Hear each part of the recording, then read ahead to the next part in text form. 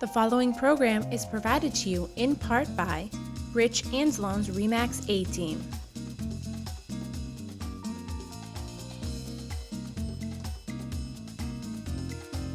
And the Marlboro Regional Chamber of Commerce.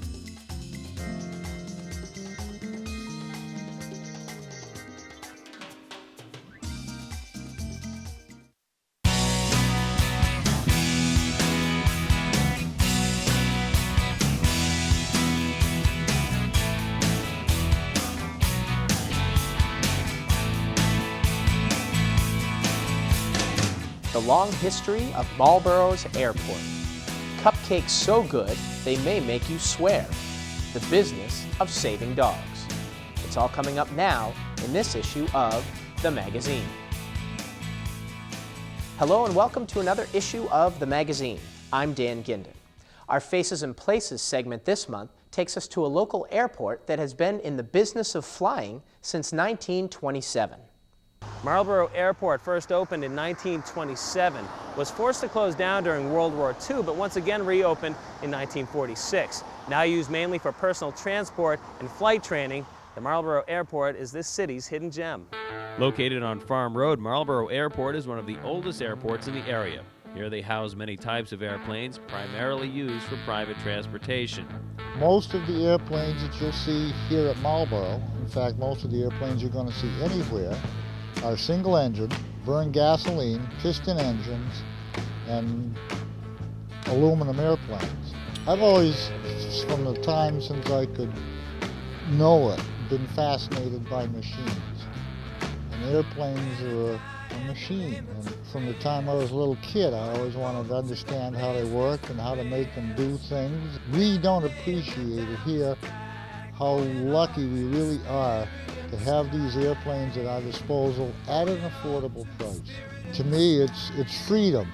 After World War II, especially here in the United States, the country saw a boom in general aviation for both private and commercial flights. With thousands of pilots being released from military service, many inexpensive war surplus training and transport aircraft became readily available.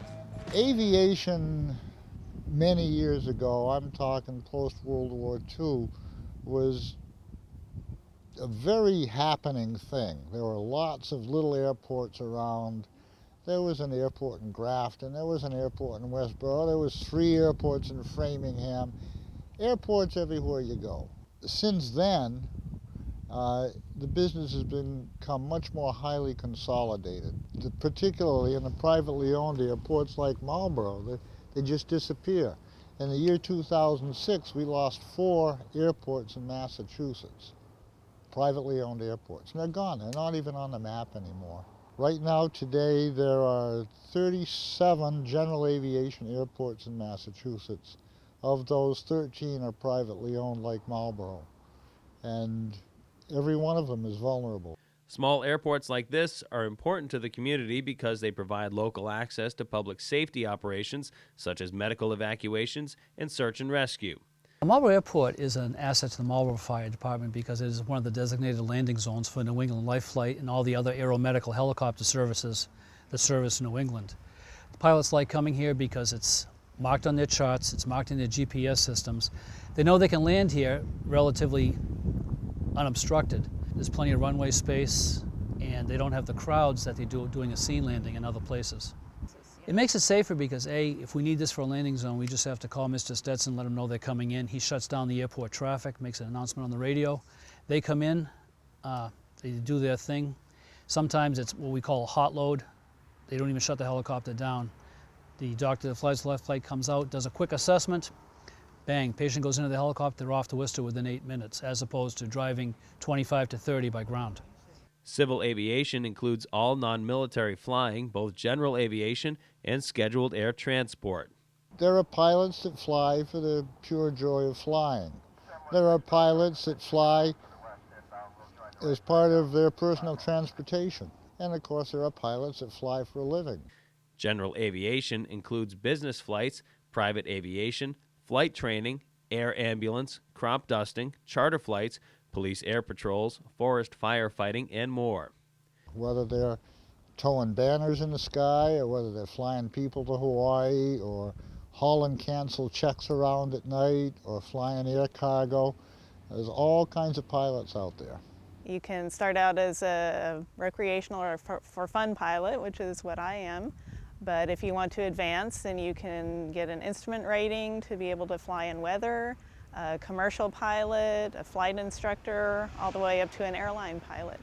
Most of the use of Marlborough Airport is for people that use airplanes for personal transportation. The history of passenger air travel has become more popular since the first flight by the Wright brothers in December 1903. It has also become more safe and efficient for the general public to travel by.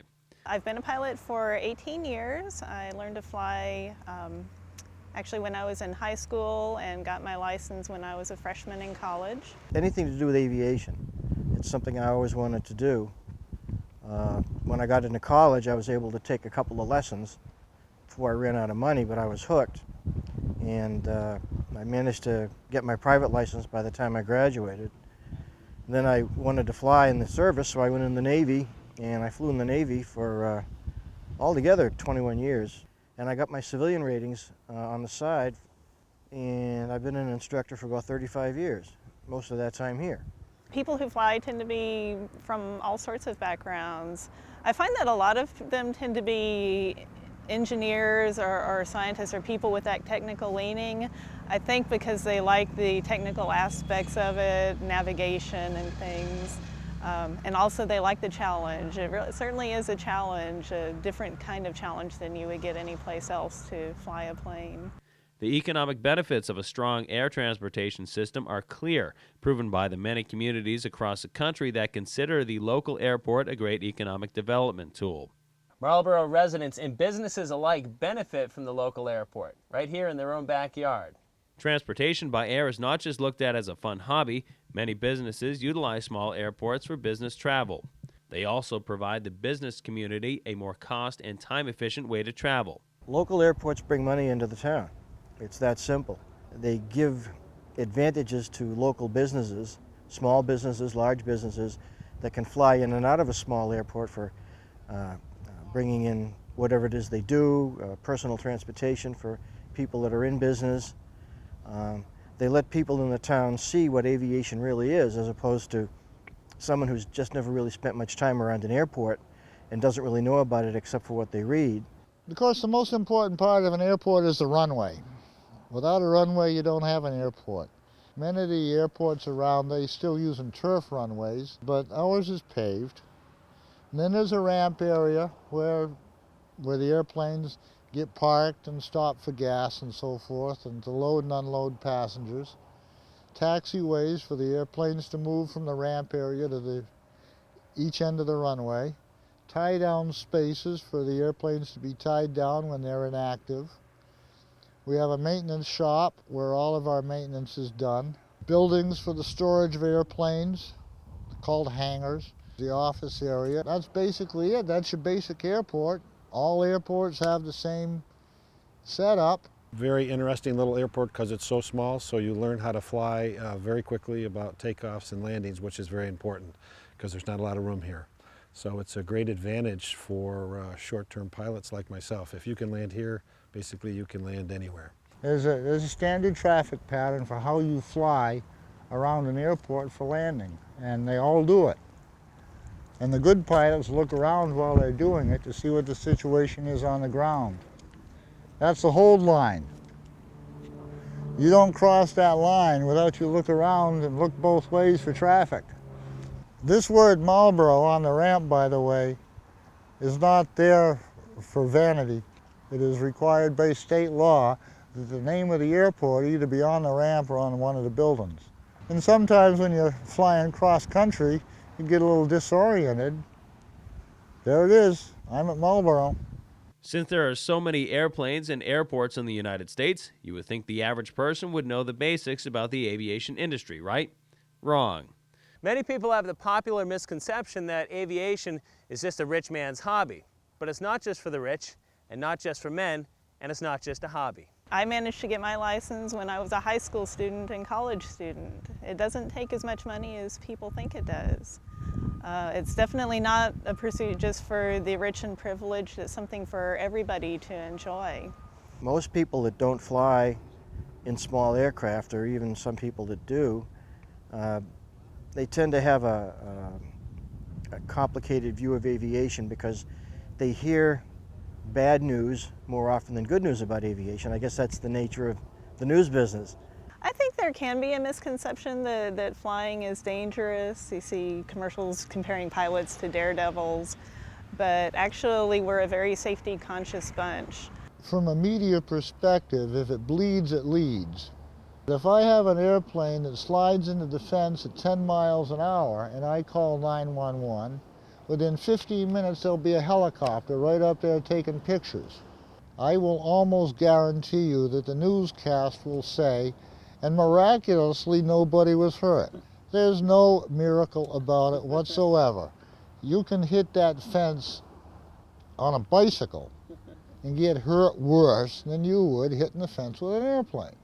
Aviation is highly structured, especially in the United States, and even here we operate under a full set of rules to make it safe and make it convenient for people.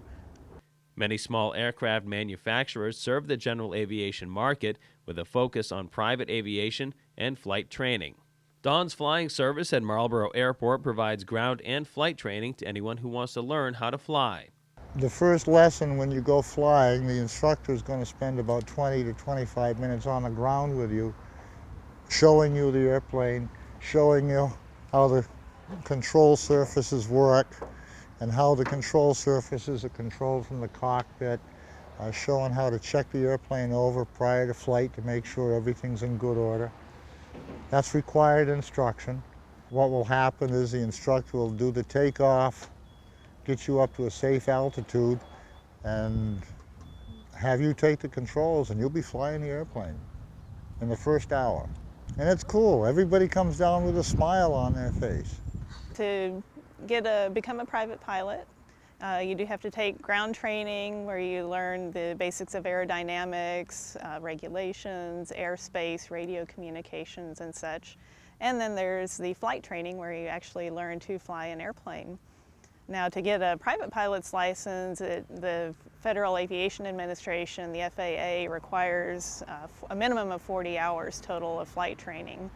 But most students take a little more. This is one of our trainers. It's a Cessna 172. It's a 4-seat airplane. We use it for training the larger students. As you can see, it's all dual controls. The instructor would be in the right seat. The student pilot would be in the left seat. Normally, airplanes are flown from the left seat. The instructor has a set of controls of his own. The controls for the engine management and so forth are in the middle, accessible to both student and instructor. This airplane probably flies about 300 hours a year with students. This Army plane is a 1946 Navion. The military designation for it is an L-17B, as in Bravo. It's privately owned. When it first came here, it had a civilian paint job on it, but the owner wanted it to look like a warbird, so when he repainted it, he made it look like a warbird. You'll find that most airplanes, like anything else that spends most of its life outdoors, needs to get the paint replaced occasionally. We do have some fabric-covered airplanes here at the airport, but they're all kept inside to keep them out of the weather. All the airplanes in the world are registered. Airplanes in the United States are registered at the federal level. So when the airplane is manufactured, it is assigned a number. The letter N signifies that it's of U.S. registry. Every country has its own letter. The number is there for the life of the plane. You can change it if you choose to. It is a state law that airports are off limits to the general public. Didn't used to be that way. That has all changed since 9/11. You have a security badge that shows that you have been authorized to go into the aircraft operating area, or you have an escort.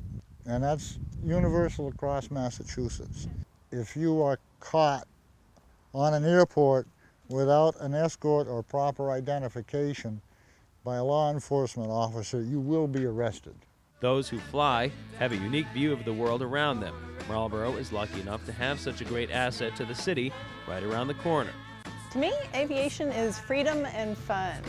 You can actually get out there and go wherever you want to go within reason. Just see the world from a new perspective. It's a perspective that so few people get to enjoy. Less than 1% of the population of America are pilots. As a general aviation pilot, I can, just fly 1,000 or 2,000 feet above the ground and enjoy the scenery. The scenery here is absolutely beautiful. My wife gave me a series of flying lessons for a significant birthday, and I've been at it since.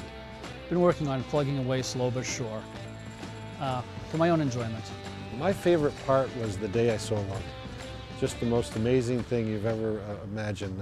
Scared to death, and the instructor says you're okay and go, and you just have to have the confidence, and still exciting. Still, every day is a new day. I had occasion to go to Provincetown. It was a beautiful day. I walked out the door at 8 o'clock, got in an airplane, and at 9 o'clock I walked into the terminal at Provincetown. 1 hour. That's a 3-hour trip in a car. So if you consider time to be of value to you, it's a very wonderful way to go. And I didn't burn any more gas in the airplane than I would have burned in a car making the very same trip. One of the reasons that I decided to move to Marlboro was that there was an airport here nearby. I was looking into getting back into flying at the time. And I'm very happy that I came here. The community at the airport is really tight-knit. There's a lot of friendly folks here. Bob Stetson is an excellent airport manager and always a pleasure to work with.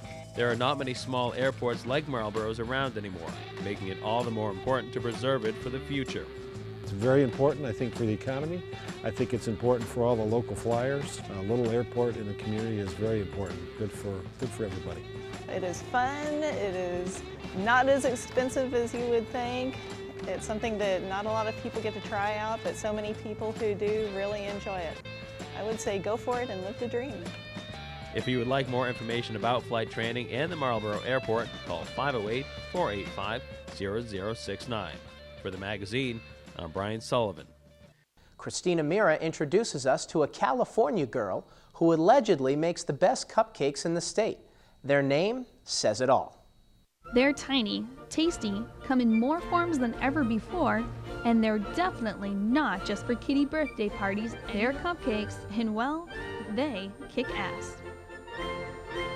Kick-Ass Cupcakes is a gourmet cupcake bakery in Somerville, Massachusetts that specializes in everything cupcake. We got up early one morning and met up with head baker Steve Linnea and posed him with a question. How do you make such tasty cupcakes? Steve is a self-proclaimed cupcake fanatic who believes that chocolate is the way to one's heart, and he was more than ready for the challenge of teaching us how to make a cupcake Grandma would be proud of. Steve starts by mixing together the wet ingredients, eggs, milk, and vanilla. Then it's on to the dry ingredients, flour, sugar, baking powder, and salt. We then head to the mixer, where lots of butter and the wet ingredients are blended with the flour mixture to create a thick, creamy batter. Then we got down to business. We scooped out a lot of cupcakes, and while we waited for them to bake and cool, Steve took us over to the Dairy Bar, the latest addition to Kick-Ass Cupcakes, which sells dairy treats from local farms with reusable bottles and even fresh pressed oil. 30 minutes later, and it's time to get frosting. And here are the delicious results. Now we know what you're thinking. Who came up with this kick-ass idea? Well, Sarah Ross is a baker from California who saw that Massachusetts needed some cupcake love, and instead of going with fast mixes and fixes, Sarah and her team used local, natural ingredients with delicious results. All natural ingredients, and we only use top quality ingredients, Valrhona chocolates, Nielsen Massey vanilla, and just the best of the best. Oh, we would love to expand actually. I'd love to have a second location, so we're looking into that. But before you think that there are no guilty pleasure cupcakes, wait till you hear about this weekend special. I was just thinking about different things that would, be kick-ass, and I just thought that would be like the ultimate cupcake experience. And, Everything is being deep fried these days, you know, Twinkies, Mars bars. So I just thought, why not a cupcake? And the tastiness doesn't stop there. With green monster cupcakes topped with Sam Adams frosting, vegan cupcakes, gluten-free cupcakes, cat and pup cakes, kick-ass cupcakes makes the cupcake available to all and much more than child's play. For the magazine, I'm Christina Mira. If you watch our weekly newscast, you'll recognize the woman in our next story. The Buddy Dog Humane Society in Sudbury is in the business of saving the lives of cats and dogs. Where do most of the dogs come from? Kristen Doucette traveled with them to find out. On Marlboro this week, we bring you adorable animals that are up for adoption from the Buddy Dog Humane Society in Sudbury. But have you ever wondered where the out-of-state animals come from? Well, we have that answer. Founded in 1961, Buddy Dog, as it's known, is a not-for-profit animal welfare organization dedicated to finding new homes for homeless dogs and cats. The shelter rescues hundreds of dogs every month, placing them in loving homes in surrounding communities. These animals find refuge at this shelter and can depend on becoming someone's forever friend. There is no time limit on their stay. We aim to aid them in this effort by having them on Marlboro This Week, the station's weekly news show, every week to ensure that all are aware of how many loving animals need homes. Buddy Dog not only rescues local strays, but out-of-state dogs as well. Since 2001, Buddy Dog has taken part in a unique and innovative rescue effort called Save a Sado. This program originates in Puerto Rico, where the problem of sados is an epidemic. Buddy Dog started the Save a Sado program in February of '01. We went to a conference and saw a movie about the program, and we were really touched about the dogs, and we were looking to try and increase the number of dogs that we got into the shelter. Thousands of homeless dogs roam the streets of Puerto Rico, and they live under constant threat of sickness, starvation, and exposure. I think a couple of things that people think about the sados in particular are that the dogs are coming straight from the street, and this just simply isn't true. There isn't anything in Puerto Rico that a dog could possibly have that we don't already have here in the United States. A handful of people in Puerto Rico are giving time, money, and energy to Save a Sado, to rescue these dogs and give them a second chance in the United States. It's important to me to know that we're all on the same wavelength, that we're finding friendly family pets for adoption. I've met many of them many times, traveled to where they live, traveled to Puerto Rico, down to North Carolina, just to see what's going on at the other end so we really can know what we're working with. The dogs fly nonstop from San Juan to Boston and are transported to the shelter by a Buddy Dog staff member. To demonstrate to all of us at home exactly how this all works, Gina Lettery, our Pet of the Week specialist, let us tag along in the Buddy Dog van all the way to Boston's Logan International Airport. We organize a trip, and that means that we have lots of extra space in the shelter because the local dogs do always come first here at Buddy Dog. We'll go into Logan with the Buddy Dog van, and we go right up to baggage claim, right where all the suitcases come out, and we will meet our dogs. Typically, 6 to 10 dogs are retrieved at this time. During this trip, Gina picked up 15 dogs. After all the animals have been loaded into the van, it's back to Sudbury. The flight was late, so it was a little bit of a struggle, but they're all here, some really cute dogs, and this is one of hundreds of trips that I've taken over the past 8 years to pick up the sados. They'll settle in at Buddy Dog for the next 48 hours and just relax. These dogs are lucky dogs because there's dogs everywhere. For most folks, it's just a part of their daily routine. But for the people who send us these dogs, it's just a daily nightmare that everywhere they go, they find dogs that need help. Once we got back to the shelter, it was time for a 48-hour quarantine period and medical checkups. All of these dogs are put into that quarantine for 48-hour minimum period just to observe, to make sure that everything looks good with them, that they're healthy, they don't have any problems, they're feeling good, they made the transport okay. The dogs arrive with a medical record, but Buddy Dog's own Dr. Sinnigan examines all of the dogs and performs necessary procedures to ensure a bill of perfect health. These dogs have had more medical care than the average family pet. They've been in foster homes, they've been observed. They're not just their physical, but their mental attitude as well is checked. We watched Dr. Sinnigan and Gina walk new arrival Lily through all of the medical checkups. So Lily's getting her exam, and Dr. Sinnigan is listening to her heart right now. We just basically recheck the dogs. The dogs have all been checked and had a health exam before they get here. But we just want to make sure everything looks good, update them if they need any updating. We treat everybody for fleas and ticks regardless of whether they have them or not, just a little preventative that we give all the dogs here. Now she's going to receive a rabies vaccination, even though she's already had one. Don't cry, little one. We repeated here just so that we have a rabies certificate from here in the States. And we can't forget a manicure and pedicure. After Lily's checkup, Gina uses a special device to check for chips. Microchips are put in under the skin, usually somewhere in the shoulder area. And if a dog comes in that's lost, if it has a chip, we may be able to track the owner with that chip. Once Lily is all finished, it's on to the next one. Everybody gets all the same medical treatment. I mean, some dogs that need more will get more if they need a distemper vaccination. These dogs have already been heartworm tested, so they don't need to get it, but if it was hadn't been tested yet, then we would give them a heartworm test as well. Some of the dental work we can do here manually.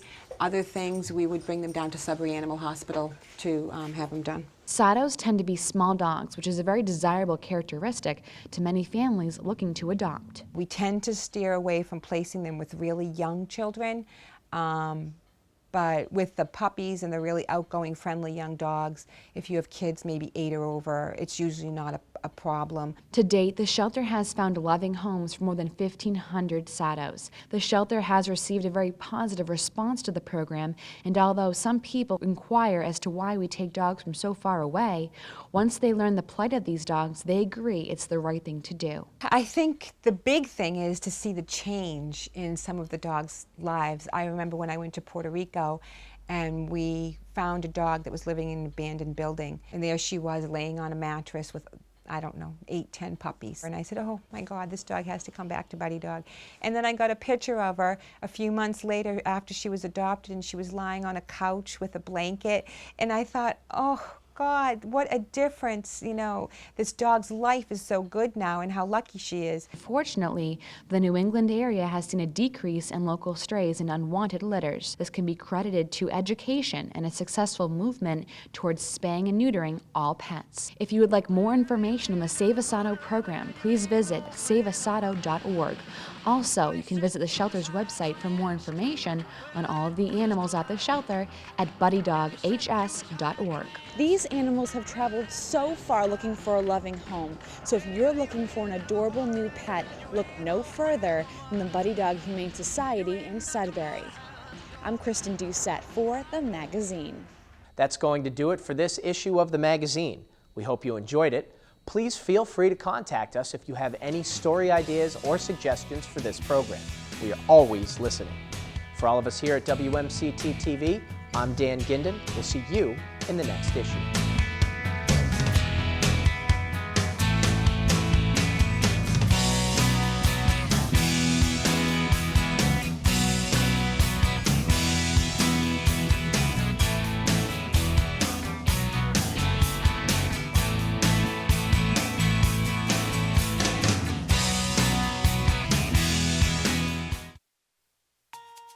The preceding program was provided to you in part by Rich Anslone's RE/MAX A-Team.